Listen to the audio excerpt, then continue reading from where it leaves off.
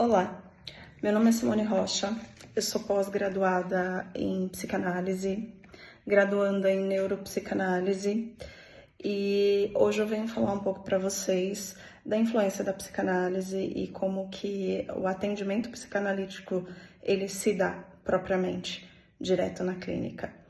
A psicanálise ela surge na minha vida como uma resolução de conflitos.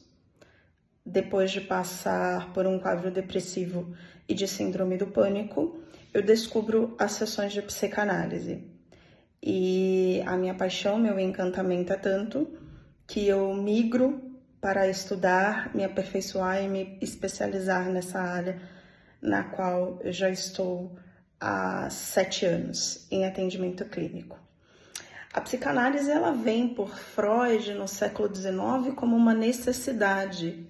Freud ele se via em meio aos consultórios e Freud ele entendia que existia uma dor, que existia algo no paciente que não era aplacado, que não conseguia ser desvendado, que não conseguia ser visto. Então Freud ele passa a estudar o que é que de fato tanto se questionava, tanto se buscava, mas pouco se entendia. Então, Freud ele descobre, em meio às suas análises, que o paciente ele emitia sinais de algo mais profundo, que os sintomas por si só não podiam revelar, que exigia atenção e escuta ativa. Então, um dos principais pilares da psicanálise em clínica é a escuta, é a associação livre. O que é uma livre associação? É o seu paciente chegar até você no consultório clínico e simplesmente falar tudo. Falar o que lhe vier à mente, falar aquilo que eles dizem, olha, doutora, a maior besteira do universo eu vou falar agora. Então, as pessoas costumam vir no consultório e ali o ambiente ele é acolhedor e propício para que o inconsciente do paciente se revele. No momento do acolhimento, o paciente ele entende que ali ele vai poder passar por campos mais profundos, porque na psicanálise se preza muito a escuta do inconsciente, o inconsciente do paciente. E como é que esse inconsciente se revela? É sempre através da fala.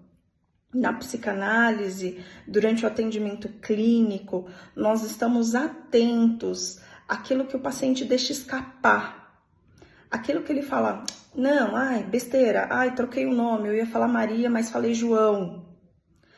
Para a psicanálise, esses pequenos atos falhos, esses pequenos escapes, revelam algo que o inconsciente quer trazer, mas que o nosso mecanismo de defesa, por racionalizar, por justificar, acaba que retendo. Então, uma das primeiras coisas que é feita em consulta clínica é se dizer ao paciente quais são as regras do setting analítico.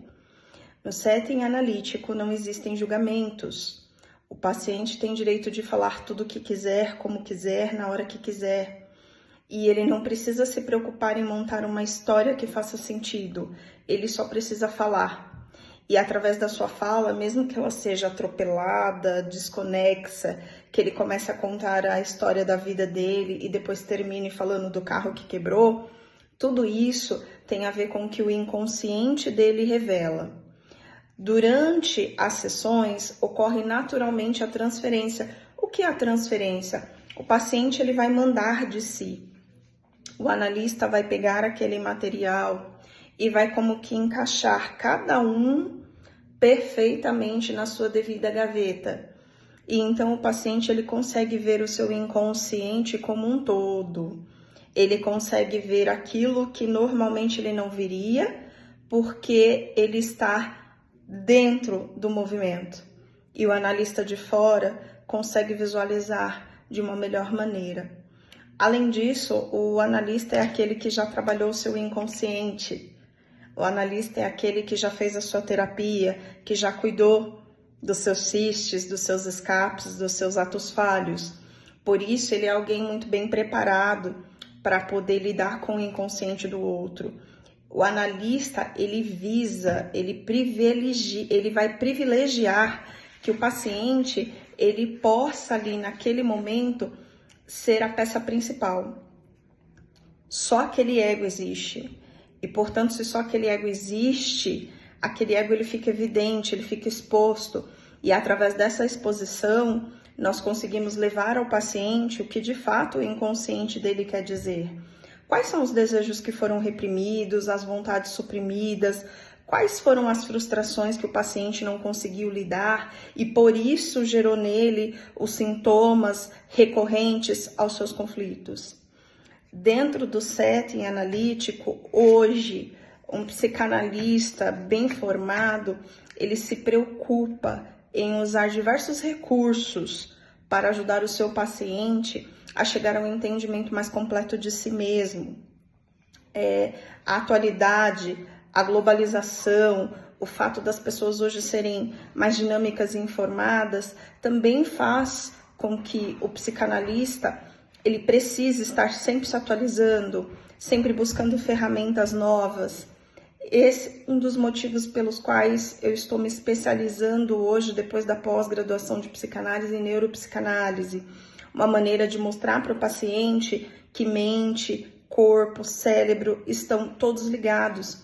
E tudo aquilo que ele sente, ou que ele nem sabe que ele sente, por exemplo, é como aquele paciente que fala assim, olha, eu tenho sonhos repetidos, e eu sonho sempre a mesma coisa, e eu não sei se tem nada a ver. Sim, o nosso inconsciente está interligado a todo o nosso modo de vida. Somos o que pensamos, e pensamos justamente aquilo que está no nosso inconsciente. E o nosso inconsciente, ele se forma muito arcaicamente. Hoje, os registros conhecidos de um inconsciente sobrepõem aquilo que se conhecia no passado. Ou seja, a partir do momento que um bebê, ele tem sistema nervoso central, ele tem estímulos. E se ele tem estímulos, ele é capaz de ter registros. Então ele forma memórias, quer sejam memórias físicas, visuais, quer sejam sinestésicas de toques, auditivas. E todas essas memórias refletem o comportamento humano.